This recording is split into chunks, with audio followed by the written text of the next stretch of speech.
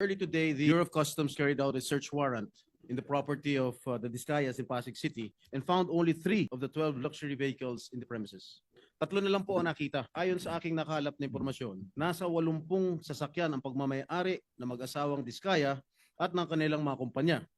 Mula sa 80, nasa mahigit kumulang na 40 ang luxury vehicles. In the LTO records, Mr. President, there are 63 vehicles, luxury and mainstream brands. Kasama po dyan yung mga binanggit ni Sara Discaya kahapon sa hearing na Rolls-Royce, Kulinan, Bentley Bentayga, 2 GMC Yukon Denali, Cadillac Escalade, Mercedes-Benz Wagon, G63, Range Rover Evoque.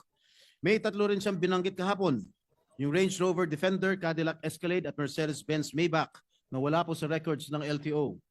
Sa pinag-uusapan na nag-viral na YouTube channel ni Julius Babaw, meron pang 8 luxury vehicles na wala sa tala ng LTO na nakapangalan sa mag-asawang Discaya. Napag-alaman din ng aking tanggapan na meron pang 6 na mamahaling sasakyan ng pagmamayari ng mag-asawang Discaya tulad ng Volvo XC90, Mercedes-Benz GLS, saka isang Maserati. Nakakalulang yaman po ito, Ginoong Pangulo.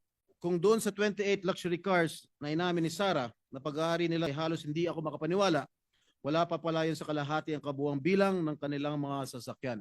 Mr. President, this is totally outrageous. And I would just like to spread this into the records, Mr. President. Thank you, Mr. President.